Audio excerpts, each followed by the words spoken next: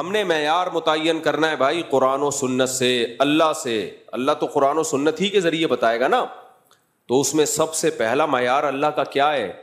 اللہ کہتا ہے جو مشرک ہے، جو اللہ کو نہیں مانتے یا اللہ کے ساتھ شرک کرتے ہیں، ان کی جتنی نیکیاں ہیں، ہر وقت لوگوں کو کھانا کھلاتے رہیں، لوگوں سے اچھے اخلاق سے بات کرتے رہیں، تو اللہ نے قرآن میں فرمایا کراماد اشتدت بہ الریح فی یوم عاصف، ایک راکھ کا پہاڑ ہوتا ہے نا، پہاڑ راکھ ہوتی ہے نا، جو جل کے راکھ حاصل ہوتی ہے، کتنی لائٹ کتنی ہلکی ہوتی ہے وہ، اس کا پہاڑ ہو تو دیکھنے میں تو لگے گا بڑا وزنی، لیکن آپ پھونک ماریں گے وہ پہاڑ اڑ جائے گا۔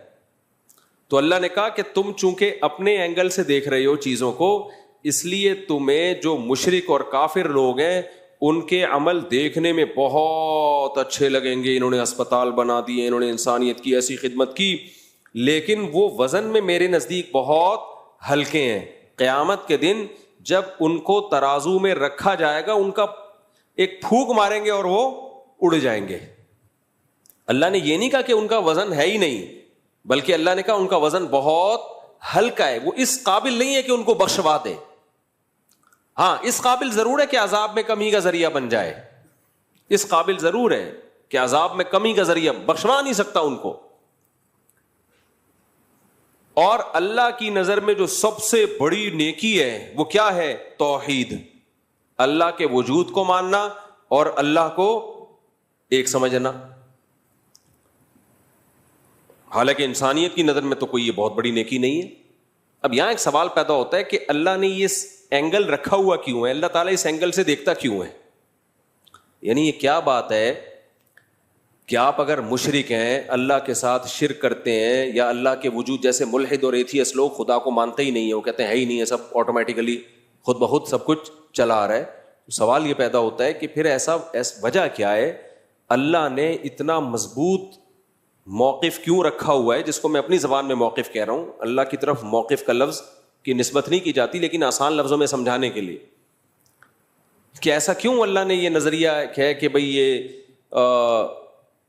اگر تم کفر کرتے ہو، اللہ کے ساتھ شرک کرتے ہو، تو کوئی حیثیت تمہارے کسی عمل کی اللہ کی نظر میں نہیں ہے کیوں؟ دیکھیں اس کی وہی وجہ ہے کہ اللہ کہتا ہے، ہم جب کہتے ہیں نا یہ انسانوں کی خدمت کرتا ہے، بہت اچھا ہے، تو اللہ کہتے ہیں سب سے پہلے جس نے تم پر احسانات کیے، جس نے تمہیں پیدا کیا، اس کو تم بھول گئے۔ میں گھر کی ایک مثال دیتا ہوں، ابا اماں کی۔ آپ کی پیدائش کا سبب آپ کے والدین بنے، ماں نے آپ کو جنا، دودھ پلایا، پالا پوسا، آپ کے ابا نے آپ کی تعلیم پہ خرچ کیا، آپ کو گھر دیا، ایک طویل عرصے تک آپ ماں باپ کے احسان میں پلے رہے، پل پل پل آپ ماں باپ کے محتاج تھے۔ جب آپ اپنے پاؤں پہ کھڑے ہو گئے، اب آپ غریبوں کو کھانا کھلا رہے ہو، مسکینوں کو کھانا کھلا رہے ہو، لوگوں کے ساتھ تھینک یو ہنس کھیل کے بات کر رہے ہو، ابا کو لفٹ کرانے کے لیے تیار ہو ہی نہیں۔ دنیا تو کہے گی آپ بہت اچھے ہو، لیکن کوئی عقل مند ہوگا نا جو صحیح اینگل سے دیکھتا ہوگا، وہ کہے گا اس کا کیا فائدہ، جو اپنے تھے ان کو آپ بھول گئے، اور جو غیر تھے ان کو آپ نے اپنا بنا لیا، بلکہ اور تانے ملیں گے آپ کو۔ تو اللہ کہتا ہے نحن اقرب الیہ من حبل الورید هو اعلم بکم اذ انتم اجنۃ فی بطون امہاتکم، وہ تمہیں اس وقت سے جانتا ہے جب تم ماں کے پیٹ میں چھپے ہوئے تھے، اس وقت تمہاری ماں تمہیں نہیں جانتی تھی، اس وقت سے جانتا ہے۔ اسی نے پانی کے اندر ایسے سافٹ ویئر انسٹال کیے ہیں کہ ماں کے رحم میں جانے کے بعد اس میں آنکھ، ناک، کان، دل، دماغ، جگر بنتے ہیں۔ یہ ساری نعمتیں تمہیں اس نے دی ہیں۔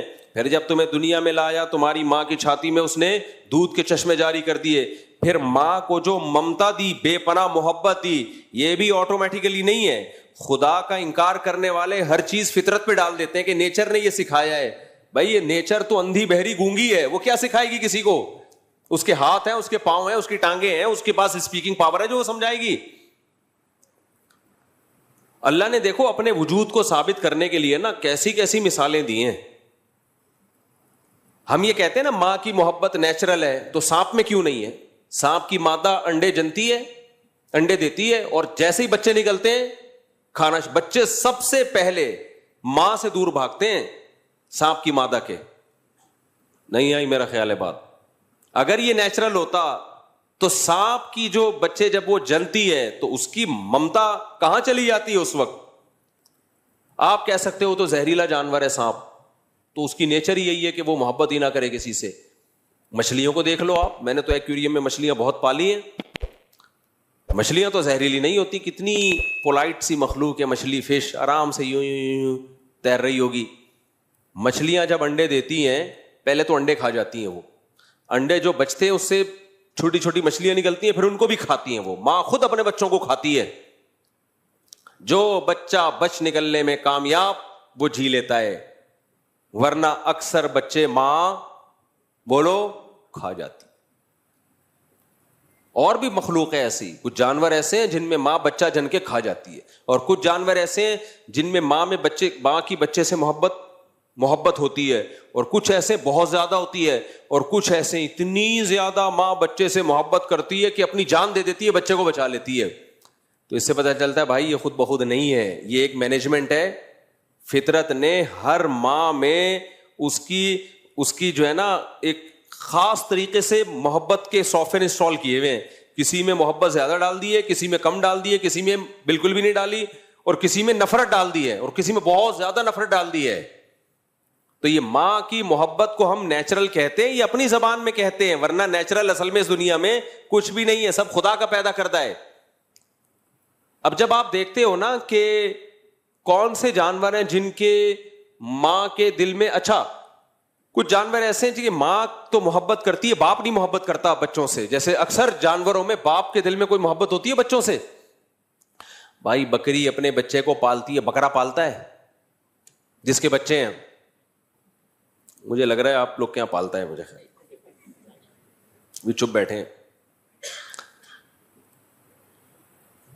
بکری بچے کو پالتی ہے, بکرا نہیں پالتا. گدھی گدھے کو پالتی ہے, گدھا نہیں پالتا. اس کو کوئی ہوش ہی نہیں ہے کہ میرا بچہ ہے یا پڑوسیوں کا بچہ ہے, اس سے کوئی فرق. مچھلیوں میں کیا ہوتا ہے, بچے پیدا ہوئے مچھلیاں کھانا شروع کر دیتی ہے, لیکن بعض مچھلیاں ایسی ہیں اتنی محبت کے جو پیر ہے نا, ماں بھی پالتی ہے اور اس مچھلی کا باپ بھی پالتا ہے.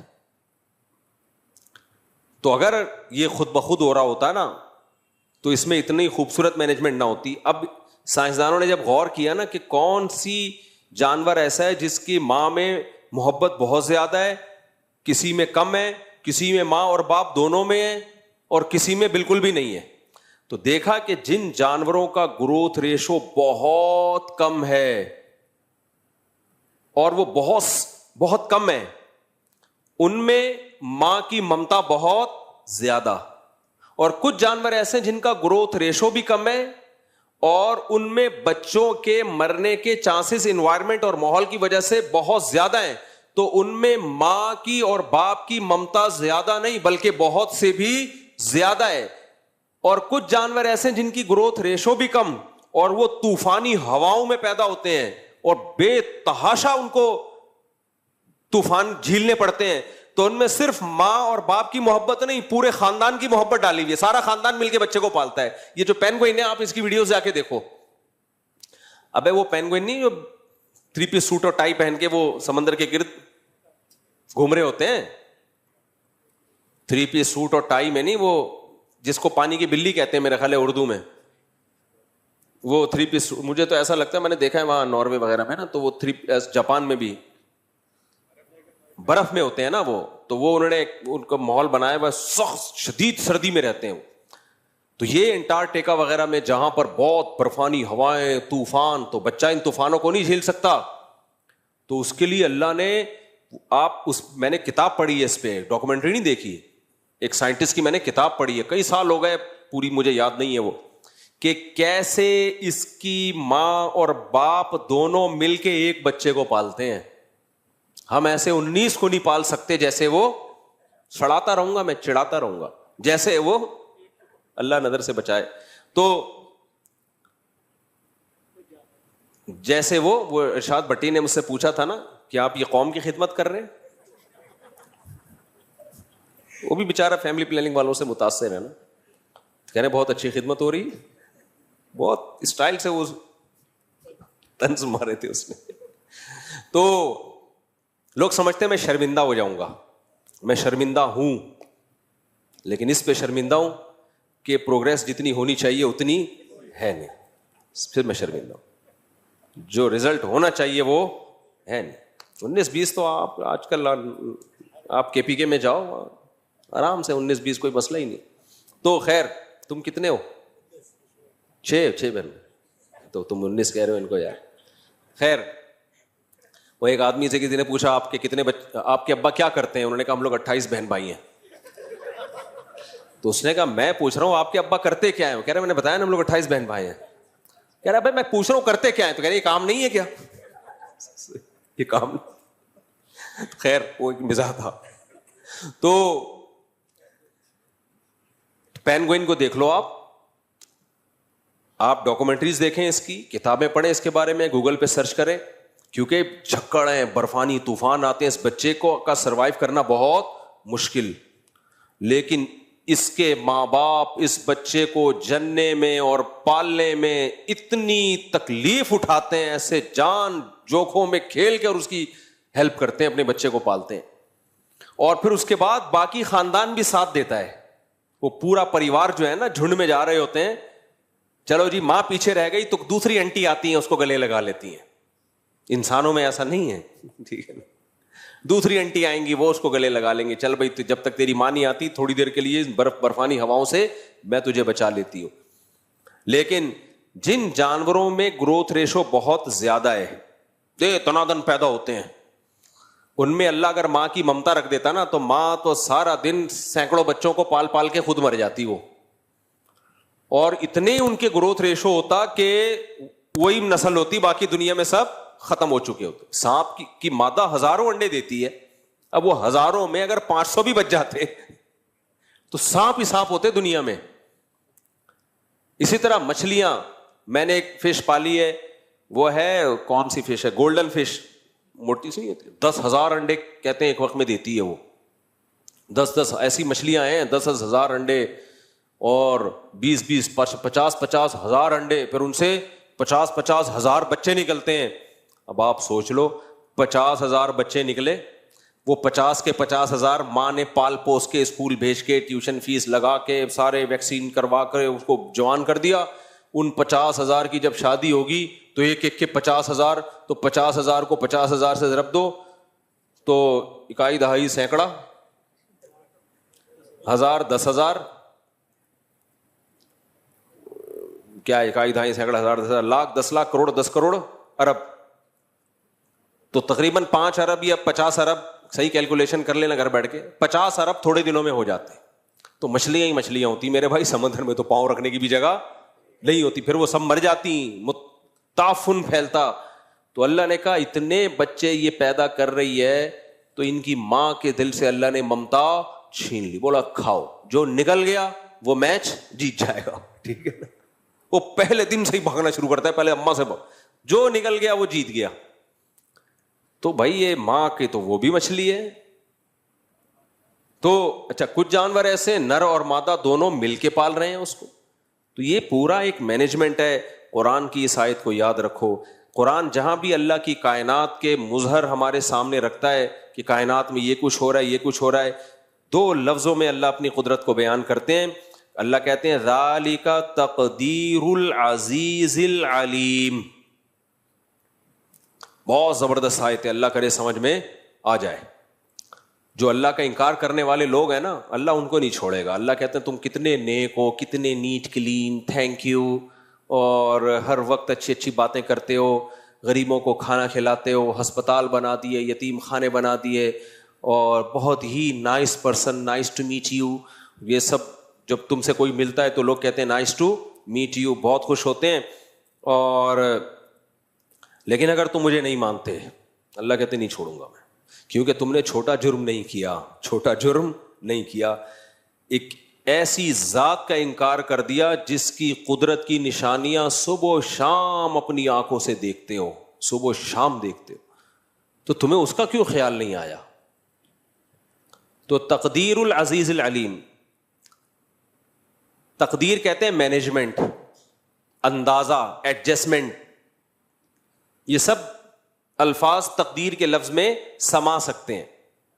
ایڈجسٹمنٹ ہے اس میں، مینجمنٹ ہے اس میں، ایک ہمیں ایک کیلکولیشن ہے اس میں، ایک ہوائی نہیں ہے، ورنہ نظام چل نہیں سکتا تھا. اب ملحد اور ایتھیس کیا بولتا ہے؟ ایتھیس بولتا ہے کہ حسن اتفاق ہے اس لیے ایسا ہو رہا ہے، یعنی خوبصورت مینجمنٹ ہے نیچر کی وجہ سے. اللہ کیا کہتے ہیں؟ خوبصورت مینجمنٹ ہے نیچر کی وجہ سے، لیکن اس نیچر کو بنانے والا کون ہے؟ خالق. خود بخود یہ نیچر بنی نہیں ہے. یہ فزکس کے جو لا ہیں اور جو پوری دنیا جن قوانین پہ چل رہی ہے، یہ خود بخود نہیں بن سکتے، یہ ہو نہیں سکتا.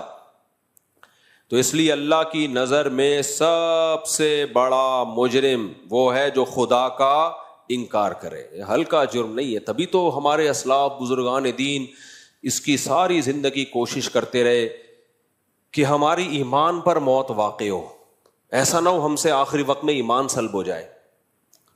اب آپ دیکھو اتنے لوگ ایمان کفر پہ موت واقع ہو رہی، ان کو تو اس کو کوئی پرواہ نہیں ہوتی. کتنے کافر ہیں ان کو کہا جائے موت کے وقت اب تو تم کلمہ پڑھ لو بھائی، کہتے نہیں، ابھی بھی نہیں پڑھ رہے ہوتے وہ، ان کی نظر میں کلمے کی ویلیو نہیں ہے. اور ہمارے یہاں بزرگان دین اور اسلاف جن کی زندگی گناہوں سے پاک تھی، ساری زندگی اسی خوف میں گزر گئی کہ اللہ ہم سے ایمان نہ چھین لے، کیونکہ ان کو ایمان کی ویلیو کو پتہ ہے. بھائی قیامت کے دن اعمال کے ترازو میں جو چیز سب سے وزنی ہوگی وہ کیا چیز ہوگی؟ ایمان، توحید، عقیدہ توحید، اللہ کی کتابوں پر، اللہ کے پیغمبروں پر ایمان. تو یہ ہلکی چیز نہیں ہے، اس کو ہلکا نہ لیا کرو، کیونکہ آج کل مسلمانوں نے اس کو ہلکا لینا شروع کر دیا ہے. اور جب آپ اس نیکی کو ہلکا لوگے تو پھر اللہ کی نظر میں بھی آپ کی نیکی ہلکی ہو جائے گی. اللہ کہیں گے اس کو خود اپنی ویلیو، اپنی نیکی کی ویلیو نہیں ہے اس کے دل میں. تو کیسے لوگ ہلکا سمجھتے ہیں؟ لوگ غیر مسلموں کی تعریفیں کر رہے ہوتے ہیں. ابے یار کیا ہوا ہے، کلمہ نہیں ہے، ہیں تو ہم سے اچھے نا. بھائی کلمہ نہیں ہے، ہلکی بات ہے یہ، کلمہ نہیں ہے. لوگ کہتے ہیں کیا ہو گیا، نماز نہیں پڑھتے، لیکن ہیں تو ہم سے اچھے. نا نا نا نا، اللہ کہتے ہیں نماز پڑھے بغیر وہ تم سے اچھے نہیں ہو سکتے، کلمے کے بغیر وہ تم سے اچھے نہیں ہو سکتے. تو اللہ کہیں گے ٹھیک ہے پھر تو بھی اللہ ہو سکتا ہے آپ سے ایمان سلب کر لیں، جس کو خود ایمان کی پرواہ نہیں ہے. اس لیے میں جو لوگ یورپ امریکہ میں جاتے ہیں ان سے بولتا ہوں بھائی اپنے ایمان کو بچانا، ایمان کو، اس پہ سودے بازی مت کرنا، اس پہ سمجھوتا مت کرنا. ہم مسلمان ہیں، یہ بہت بڑی نعمت ہے، مر جاؤ کٹ جاؤ، نہیں بھائی ایمان نہیں چھوڑنے کا. اعمال اس کے بعد آتے ہیں، اعمال کو بھی فوکس کرنا ہے، لیکن اللہ کی نظر میں وزنی چیز ادھر ادھر ادھر. میں یہاں بیٹھا ہوں، وہ بعد میں آپ کو میں تصویر دکھا دوں گا ان کی. اللہ کی نظر میں سب سے زیادہ ویلیو کس کی ہے؟ بولو، ایمان کی ویلیو ہے سب سے زیادہ. تو قرآن میں جو آیت ہے ذالک تقدیر العزیز العلیم، اللہ کہتے ہیں کہ یہ جو کائنات میں تمہیں مینجمنٹ نظر آئے گی نا، جیسے میں نے بتایا کہ اس طرح سے، اچھا کوئی ایک مخلوق بھی آپ پال لو نا جانوروں کی، اسی میں اللہ کی قدرت کے بے شمار نمونے نظر آ جاتے ہیں آپ. میں نے 50 مرغیاں ہیں نا، 4 مرغیاں تھیں تو ہوتے ہوتے اب ایک سال میں 50-60 ہو گئی. اب آپ دیکھو اللہ کی نظام دیکھو، مرغی کھانے کے لیے ہے نا، انڈے دینے کے لیے. اب وہ مرغے اتنے ہو گئے ہیں، مرغیاں برابر ہیں، مرغوں نے ایک دوسرے کو مار مار کے بیڑا غرق کیا ہوا ہے. کل ایک جنازہ مرغے کا نا، ہمارے مالی نے تصویر بھیجی، ایک جنازہ دیکھ رہے ہو آپ، اس کی آخری سانسیں چل رہی ہیں. وہ مجھے بار بار کہہ رہے ہیں مفتی صاحب کچھ مرغے ذبح کر کے کھا جاؤ. میں نے کہا دیکھو اللہ نے یہ مرغے کھانے کے لیے پیدا کیے ہیں. کس کے لیے پیدا کیے؟ نہیں کھاؤ گے نا یہ آپس میں لڑیں گے. نسل کے لیے چند مرغے ہی ہوں گے، مرغیاں زیادہ رکھو مرغے کم رکھو، یہ اللہ نے بتا دیا ہمیں کہ نسل کے لیے چند مرغے ہوں گے، باقی کس کے لیے؟ کھانے کے لیے ہیں. نہیں کھاؤ گے تو یہ آپس میں لڑ لڑ کے ایک دوسرے کو مار دیں گے. تو کل سے پھر میں نے کاٹنا شروع کی ہے. آج اگر بٹیر کی دعوت نہ ہوتی تو آج میں نے دیسی مرغا کھانا تھا. تو حقیقت یہ آپ کی بصیرت کی آنکھیں کھلی ہو نا تو ایک ایک چیز میں آپ کو اللہ کی قدرت نظر آئے گی. کوئی کام نر پیدا ہوتے ہیں کٹنے کے لیے پیدا ہوتے ہیں. اللہ کہتے ہیں کھانے کی مخلوق ہے, تم کھا نہیں رہے تو یہ آپس میں ماریں گے ایک دوسرے کو. نسل بڑھانے کے لیے تو 8-10 مرغیوں پہ ایک مرغا کافی ہے, باقی تو کھانے کے لیے ہے. کیوں نہیں کھا رہے؟ کنجوسی کر رہے ہو, مار دوں گا. جنازے اٹھیں گے. کل ایک جنازہ تھا, بس وہ پہلے ہی سبق 3-4 جنازے تو اٹھ چکے ہیں, خود ہی مار رہے ہیں. مرغے اتنے ایگریسو ہوتے ہیں نا, وہ ایک دوسرے کو برداشت نہیں کرتے, اور مارتے بھی مرغیوں کی محبت میں ہے. وہ تو عشق میں مرتا ہے ایک مرغا, وہ کہتا ہے یہ مرغی میری ہے, وہ کہتا ہے تیری میری ہے. وہ پھر لڑتے ہیں, مار دیتے ہیں ایک دوسرے کو. ایک جو جیت گیا اس کو مرغی مل گئی. وہ ہے نا, وہ ایک مرغا مرغی کے پیچھے بھاگ رہا تھا, مرغی گاڑی کے نیچے آ گئی. مرغا کہتا ہے جان دے دی, عزت پہ آنچ نہیں آنے دی اس نے. جان دے دی, عزت پہ آنچ نہیں آنے دی. یہ ایک الگ اینگل سے سوچ رہا تھا مرغا. خیر, تو یہ بھی ایک آپ کو میں بات بتاؤں جنرل نالج کی. آج کل نا مچھلیوں کی فارمنگ شروع ہو گئی ہے. ڈاکٹر لوگ یہ کہتے ہیں اگر یہ فارمی مرغی نہ ہوتی تو آج دیسی مرغیاں اتنی نہیں تھی کہ لوگوں کی گوشت کی ضرورت پوری کر لیتی. یہ بالکل غلط ہے, یہ بالکل غلط ہے. ضرورت ایجاد کی ماں ہے. اگر یہ ہم فارمی مرغی نہ ہوتی نا, جو کراس بریڈنگ کر کر کے ایک نسل نکال لی ہے, تو دیسی مرغیاں لوگ پال رہے ہوتے گاؤں دیہاتوں میں, پھر بھی ہماری ضرورت پوری ہو رہی ہوتی. اصل میں ہوتا یہ ہے کہ یہ جو کاروباری لوگ ہیں نا, جو سرمایہ دار لوگ ہیں, ان کی ہوس کو پورا کرنے کے لیے یہ سارے چوچلے ہوتے ہیں. ان کی ہوس کو پورا کرنے کے لیے ان کو چاہیے کہ ہماری انویسٹمنٹ کم ہو اور آؤٹ پٹ اس کا بہت زیادہ ہو. پھر وہ جب ایک چیز سوسائٹی میں پھیل جاتی ہے تو ظاہر ہے دیسی مرغیوں کی جو پروڈکشن ہے وہ خود بخود کم ہو جائے گی. اب ہم یہ کہہ سکتے ہیں کہ بھائی دیسی مرغیاں ہماری گوشت کی ضرورت پوری نہیں کر سکتی, لیکن اگر فارمنگ کو ختم کر دیا جائے تو یہ دیسی پوری کریں گی. کیونکہ میں نے تو مرغیاں پال کے دیکھا ہے, ایسے ان کی گروتھ ہوتی ہے نا, 1 سے 2, 2 سے 4, 4 سے 8, 8 سے 16, 16 سے 32 ملٹی پلائی ہوتی چلی جاتی ہے. ان کی نسل کو روکنا ممکن نہیں ہوتا. اگر آپ کے پاس تھوڑی سی بڑی جگہ ہے, آپ بیزار آ جاؤ گے مرغیوں سے, اتنی اسپیڈ سے پھیلتی ہیں یہ. تو یہی حشر ہم نے مچھلی کے ساتھ کیا. کراچی میں اتنی مچھلی پیدا ہوتی ہے, اتنی مچھلی پیدا ہوتی ہے, آج تک کبھی ایسا نہیں ہوا ہوگا کہ آپ مارکیٹ میں گئے ہو اور مچھلی نہ ملی ہو پورے ملک میں. لیکن سرمایہ داروں نے کیا کیا کہ ان کو پیسہ کمانا ہے, دولت کمانی ہے, انہوں نے مچھلی کی بھی فارمنگ شروع کر دی. فیڈ کھلا کھلا کے اس کو بڑا کر دو اور تالاب میں پالو. نہ اس کو وہ ماحول ملتا ہے بھاگنے دوڑنے کا, نہ وہ اس کو آرگینک خوراکیں ملتی ہیں. اب رزلٹ کیا نکلا, وہ اتنی سستی ہے کہ اب سمندر سے خریدنا لوگوں نے جو آرگینک ہے وہ چھوڑ دی. بھائی یہ بہت سستی مل رہی ہے, اور تاجروں نے بھی اسی کو فوکس کیا, یہ جلدی تیار ہو جاتی ہے. نتیجہ کیا نکلے گا, جو سمندروں میں شکار ہو رہا ہے اسے چھوڑ چھوڑ کے لوگ کس پہ سیٹ ہو جائیں گے. یہاں تک کہ اب فشری جہاں سے سمندری مچھلی نکلتی ہے وہاں بھی فارمی مچھلی جا کے بک رہی ہوتی ہے. فارم کی مچھلی وہاں جاتی ہے اور لوگ فشری سے سمندر کی سمجھ کے لا رہے ہوتے ہیں. تو جب یہ زیادہ ہو جائے گا تو تاجر اس پہ سیٹ ہو جائیں گے. پھر یہ اس طرح کی باتیں سوسائٹی میں ہوں گی, بھائی یہ تو بڑا زبردست ہو گیا کہ فارمی مچھلی کے تالاب بن گئے, ورنہ آبادی اتنی بڑھ چکی ہے کہ سمندر کی مچھلی ہماری ضرورت پوری نہیں کر سکتی تھی. تو یہ ہوتا ہے نقطہ بادل وقوع. کوئی کام آپ پہلے حماقت کر لیتے ہو, پھر اس کے بعد اس کے آپ حکمتیں تلاش کرنا شروع کر دیتے ہو. ورنہ خوراک کے معاملے میں چاہے دیسی مرغی ہو چاہے مچھلی ہو, آبادی کو ڈبل در ڈبل کر دو, دگنا در دگنا کر دو. نہ سمندر نے کبھی ہاتھ روکا ہے اور نہ کوئی خوراک کی کبھی کمی ہوئی ہے. یہ سب ہوائی باتیں ہیں جن کی کوئی لاجک نہیں بنتی. جب آپ ایک آرٹیفیشل پہ سیٹ ہو جاؤ گے پھر ظاہر ہے پھر تو یہ کہنا پڑے گا کہ اب دیسی جو ہے وہ ہماری ضرورت پوری نہیں کرتی. ورنہ دیسی ہی کھاتے آ رہے تھے لوگ, جب ضرورت ہوتی تھی کھا لیتے تھے. خیر, تو اللہ نے کیا فرمایا, ذالک تقدیر العزیز العلیم. یہ اندازہ ہے, مینجمنٹ ہے. اللہ کہتے ہیں ایسی خوبصورت مینجمنٹ تمہیں کائنات میں نظر آئے گی. اور یہ مینجمنٹ بھی صرف کوئی مینیجر ہونا ضروری نہیں ہے. جس کی طرف سے یہ مینجمنٹ ہے اس میں 2 صفات کا ہونا ضروری ہے, ورنہ اس کے بغیر یہ مینجمنٹ ہو نہیں سکتی تھی. ایک انتہائی طاقتور ہو, جو چاہے کر سکتا ہو. نمبر 2, اس کو ہر چیز کا علم ہو. بعض دفعہ آپ کے پاس طاقت ہوتی ہے, نالج نہیں ہوتی, تو بھی آپ کام کر ہی نہیں سکتے. مثال کے طور پر کسی کے پیٹ میں درد ہے, وہ آیا آپ کے پاس طاقت ہے, ایک جبڑا پھاڑ سکتے ہو اس کا, یوں کر کے پیٹ چیر سکتے ہو, لیکن آپ کے پاس نالج نہیں ہے کہ پیٹ کے درد کا علاج کیسے ہوتا ہے. اب آپ تھپڑ مار مار کے اس کو درد ٹھیک کر رہے ہو, جیسے مائیں بچوں کو تھپڑ مار مار کے چپ کرا رہی ہوتی ہیں. بچہ رو رہا ہے سر میں درد, ناک میں درد کی وجہ سے یا گلے میں درد کی وجہ سے, مائیں تھپڑ مار مار کے طاقت کا استعمال کر کے اس کو چپ کرا رہی ہیں. وہ چپ ہونے کے بجائے اور چیخ چیخ کے رو رہا ہوتا ہے. وجہ کیا ہے؟ ماں کے پاس طاقت تو ہے, نالج نہیں ہے کہ یہ رو کیوں رہا ہے. نالج نہیں ہے تو سمجھتی ہے طاقت کے زور سے میں بچے کو دبا دوں گی, ڈرا ڈرا کے نا چپ کرا دوں گی. وہ چپ نہیں ہوتا. دوسرا یہ کہ آپ کے پاس نالج تو ہے لیکن طاقت ہی نہیں ہے. مثال کے طور پر آپ کو پتا ہے اس کے کمبخت کے پیٹ میں درد اس لیے ہو رہا ہے, استغفر اللہ کمبخت نہیں کہنا چاہیے, اس کے پیٹ میں درد اس لیے ہو رہا ہے کہ اس کو قبض ہے. نالج ہے آپ کے پاس.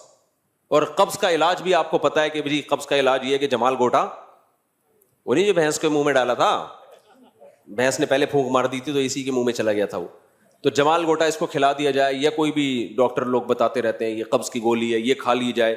نالج تو ہے لیکن اتنے پیسے ہی نہیں ہے کہ آپ وہ گولی خرید کے لے آؤ, تو بھی آپ کچھ نہیں کر سکتے.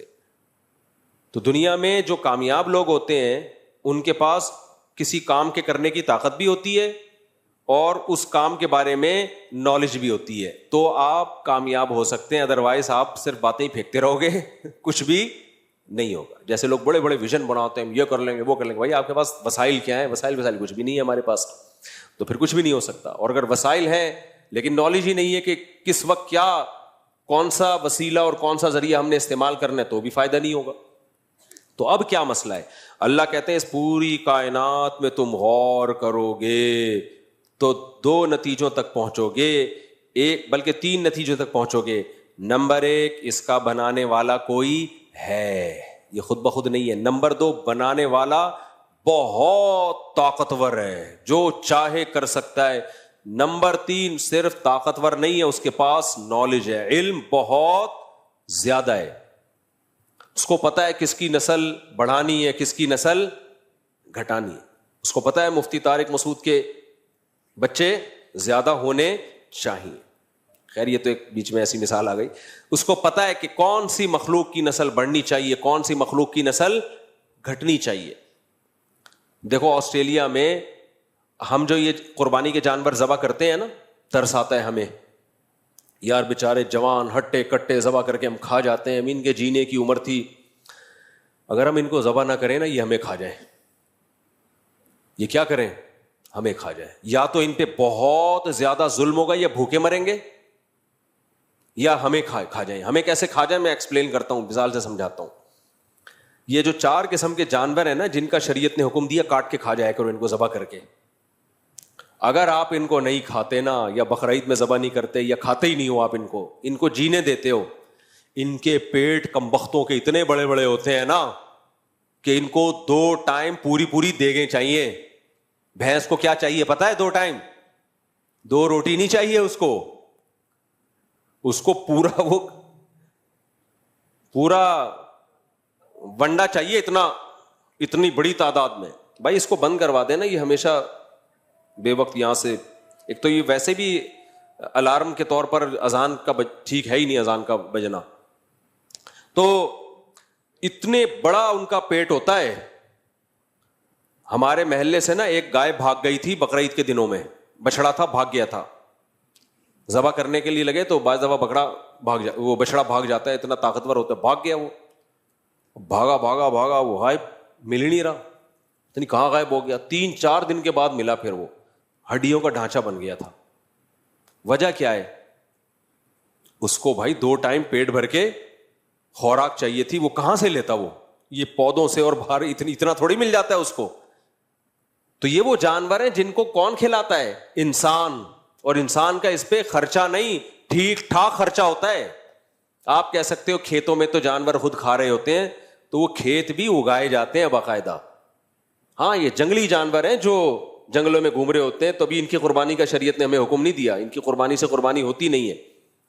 اب ہوتا کیا ہے؟ اونٹ اتنا پانی پیتا ہے, اتنی خوراک ہے اس کی, اگر آپ ان کی نسل کو ایسے ہی چھوڑ دیں گے, کاٹ کے کھائیں گے نہیں, تو یہ جنگلوں کے جنگل کا صفایا کر دیں, زمین کی گھاس اور گرینری کو یہ ختم کر دے. اگر آپ کو یقین نہ آئے نا, آسٹریلیا میں جا کے دیکھو آپ. آسٹریلیا میں 100-150-200 سال پہلے انگریز اپنے ساتھ مسلمانوں کو لے کر گئے تھے ہندوستان سے, پشاور سے بھی کچھ لوگ گئے, تو یہ لوگ اپنے ساتھ اونٹ لے گئے تھے مسلمان بحری جہازوں میں. اونٹ لے جا کے انہوں نے جنگلوں میں کام وام کیے جو بھی, تو پھر یہ جب واپس آئے تو اونٹ وہیں چھوڑ دیے انہوں نے. اب وہاں اونٹ کا گوشت نہیں کھایا جاتا, آسٹریلیا میں گورے نہیں کھاتے. نتیجہ کیا نکلا ہے, ان اونٹوں کی نسل اتنی بڑی ہے. 2 واقعات تو میرے سامنے ہیں. میں جب لاسٹ ٹائم آسٹریلیا گیا اس وقت بھی, اور اس سے پہلے جب آسٹریلیا گیا اس وقت بھی یہ واقعہ ہوا کہ ان کی گورنمنٹ نے 10,000 اونٹ پسٹل سے فائر کر کے مارے ہیں جنگلوں میں. کتنے اونٹ؟ 10,000 اونٹ ہیلی کاپٹروں سے نا نشانہ لے کے مارے ہیں. میں نے ان لوگوں سے پوچھا بھائی کیا ہو گیا یار, یہ اونٹوں کو تم ایسے فائر کر رہے ہو جیسے کوئی دہشت گرد ہوتے ہیں. بھائی انہوں نے کہا آسٹریلین گورنمنٹ بیزار آ گئی ہے, یہ صحراؤں میں جتنا پانی ہوتا ہے یہ پی لیتے ہیں. یہ کہ اونٹ جب پانی پیتا ہے نا, قرآن نے بھی اس کا تذکرہ کیا, پیاسا اونٹ ایسے ٹینکوں کے ٹینک خالی کر دیتا ہے. اونٹ اسٹور بھی کرنا ہوتا ہے نا اس کو, اور اتنے جنگل میں یہ چرتا ہے, اتنا چرتا ہے گرینری ختم ہو جائے گی, دوسرے جانوروں کے لیے بچتا ہی کچھ نہیں. پھر مجھے اندازہ ہوا بھائی اللہ نے ان کی نسلوں کو کنٹرول کرنے کے لیے ہمیں آرڈر کیا دیا ہے, کھا جایا کرو, آپ نہیں کھاؤ گے تو یہ ہمیں کھا جائیں گے. یہ صحیح ہے نا. تو اللہ کا کوئی کام حکمت سے خالی نہیں ہے. اب انڈیا کی لوگ مثال دے سکتے ہیں, بھائی انڈیا میں تو گائے کو ذبح نہیں کیا جاتا, وہاں تو گائے ماتا کے ساتھ بڑی سیوا کی جاتی ہے اس کی, اور اس کو نہیں کھاتے, تو وہاں تو کوئی ایسا واقعہ نہیں ہوتا. نا نا نا نا, آپ ڈاکومنٹریز یوٹیوب میں دیکھ لو کہ انڈیا میں جو گائے جب بڈھی ہو جاتی ہے, بیل جب بڈھا ہو جاتا ہے, اس بیچارے کا حشر کیا ہوتا ہے, بھوک سے تڑپ تڑپ کے مرتا ہے وہ. چند گایوں کی تو ہمیں نظر دکھا دیتے ہیں وہ کہ اس کو کوئی گھر میں لے گیا, اس کی مرم پٹی کی, اور اس بڑھیا کو بیچاری کو گھر میں رکھ کے کھلانا پلانا شروع کر. ذبح کرنا نہیں ہے کیونکہ وہ انہوں نے اس کو ماں بنایا ہوا ہے. لیکن وہ غریب آدمی کب تک کھلائے گا؟ وہ کہے گا میں اپنے بچوں کو کھلاؤں یا گائے ماتا کو کھلاؤں, اپنی سچی مچی کی ماتا کو کھلاؤں یا اس ماتا کو کھلاؤں؟ وہ تو پریشان ہو جاتا ہے. نتیجہ کیا نکلتا ہے, وہ جانور سسک کے مرتے ہیں. وہ ویڈیوز نہیں ڈالی جاتی, کچھ لوگوں نے تو ڈالی ہیں, کچھ ہندوؤں نے وہ ویڈیوز ڈالی ہیں, لیکن انہوں نے یہ دکھانے کے لیے ڈالی ہے کہ دیکھو ہم ہندو ہیں, ہمیں گائے کا احترام کرنا چاہیے, لیکن ہمارے یہاں گایوں کا حشر کیا ہو رہا ہے, بیچاری کیسے سسک کے تڑپ تڑپ کے مر رہی ہیں. تو یہ بھوک پیاس سے سسک کے تڑپ کے مریں گے یہ, اگر ہم ان کو ذبح کر کے کھائیں گے نہیں. تو اللہ کا دین ہے نا اسلام, اس لیے اللہ نے کہا کہ بھائی ابھی کھا لو, تو اس میں کیا ہوگا, تمہارے کام بھی آ جائے گا اور ایک اچھی موت مر جائے گا. یہ ذبح کر کے وہ تڑپ تڑپ کے جو بھوک اور پیاس سے جو ترس کے اور تڑپ کے مرتا ہے, وہ موت سے یہ بچ جائے گا. تو اب وہاں بھی یہی ہوگا آسٹریلیا میں, جو اونٹ کو جو شوٹ نہیں ہوتے وہ جب بڈھے ہو جاتے ہیں تو کیا ہوتا ہے ان اونٹوں کے ساتھ, انسان جب بڈھا ہو جاتا ہے تو اولاد لا کے رکھتی ہے اس کے سامنے کھانا. گائے یا اونٹ جب بڈھا ہوگا اور کھانے چلنے کے قابل نہیں رہے گا, تو آپ کا کیا خیال ہے, وہاں اونٹ کے بچے لا کے ابا کے سامنے خوراک رکھیں گے, توڑ کے پانی کے پیالے لا کے رکھیں گے. وہ بھوک اور پیاس سے تڑپ تڑپ کے ایڑیاں رگڑ کے سسک کے مرے گا وہ. تو اگر آپ ان کو ذبح کر کے نہیں کھاتے تو آپ کو گولیوں سے شوٹ کرنا پڑے گا, جو کسی کام کی بھی نہیں ہے. تو میں نے وہاں بولا کہ بھائی گورنمنٹ سے بولو کہ شوٹ کرنے کے بجائے یہ اتنے سینکڑوں ہزاروں اونٹ ہیں, یہ جو ہے وہ ہمیں دے دیں. تو ان کا جواب پتہ ہے کیا تھا, لے لو. میں نے کہا ہم تو لے جا نہیں سکتے, کھائیں شکار کر کے. انہوں نے کہا کھا لو. اب 2000 کلومیٹر دور جنگل میں جاؤ ان کو کھانے کے لیے, تو اس کا طریقہ یہ ہے کہ وہ گورنمنٹ نے اجازت دی ہوئی ہے, جاؤ یار مار کے کھا لو, آپ ذبح کر کے نہار کر کے جیسے آپ نے کھانا ہے کھا لو, لیکن کھاؤ کیسے؟ 2000 اور آسٹریلیا اتنا بڑا صحرا ہے نا, اتنی شدید گرمی, جنگلوں میں آگ لگ جاتی ہے. 2000 کلومیٹر پہ آپ گاڑی میں سفر کر کے جائیں, 2000 کلومیٹر کے بعد جا کے ایک اونٹ کو آپ نے مارا, نہر کیا, تو کیا کرے گا اتنے گوشت کا آدمی؟ ایک ہی دفعہ کر سکتا ہے بس وہ. اس کے بعد آدمی کہتا ہے بھائی میں ادھر سے ہی خرید کے کھا لوں گا, وہ زیادہ بہتر ہے. تو کچھ باتیں کہنے کی ہوتی ہیں, پریکٹیکلی وہ پاسبل نہیں ہوتی. وہ وہاں کی گورنمنٹ نے تو اجازت دی بھی ہے, کھا لو بھائی, ہماری طرف سے کوئی پابندی نہیں ہے, آپ کھاؤ جا کے. لیکن اتنا مشکل ہے اس کو کھانا, اس کو لائے گا کون؟ اور پھر وہ اونٹ بھی اتنے وحشی ہو چکے ہیں, اس کا بھی خطرہ ہے کہ اونٹ کے آپ نے اونٹ کو کھانے سے پہلے اونٹ آپ کو نہ کھا جائے کہیں. اتنے وحشی اونٹ تو ایسے ٹانگتا ہے انسان کو. آپ نے بقرعید میں ویڈیو دیکھی ہوں گی نا, یوں پکڑتا ہے ادھر سے اور اٹھا کے چھت پہ رکھ دیتا ہے بندے کو, اتنا بڑا تو اس کا منہ ہے. خیر, تو اللہ نے کیا فرمایا, ذالک تقدیر, یہ مینجمنٹ ہے. ایک اور جگہ قرآن میں اللہ نے فرمایا, اللہ الذی خلق سبع سماوات ومن الارض مثلہن, اللہ نے 7 آسمان اور زمینیں پیدا کی, لتعلموا ان اللہ علی کل شیء قدیر, تاکہ اس کائنات کے بننے کے عمل کو اور اس میں جو مینجمنٹ ہے اس کو دیکھ کے تمہیں پتہ چل جائے اللہ ہر چیز پر قدرت رکھتا ہے. وَأَنَّ اللَّهَ قَدْ أَحَاطَ بِكُلِّ شَيْءٍ عِلْمًا, اور اللہ کا علم بھی کامل ہے, کیونکہ قدرت اور علم دونوں چیزیں مل کے انسان کو کچھ کرنے کے قابل بناتی ہیں. دونوں میں سے ایک صفت بھی نہیں ہو تو آپ کچھ کرنے کے قابل نہیں رہتے. تو اللہ نے اپنے ہونے کے, اپنی توحید کے اتنے دلائل قائم کر دیے اور بتایا کہ تم ایک ایک چیز میں میرے محتاج ہو.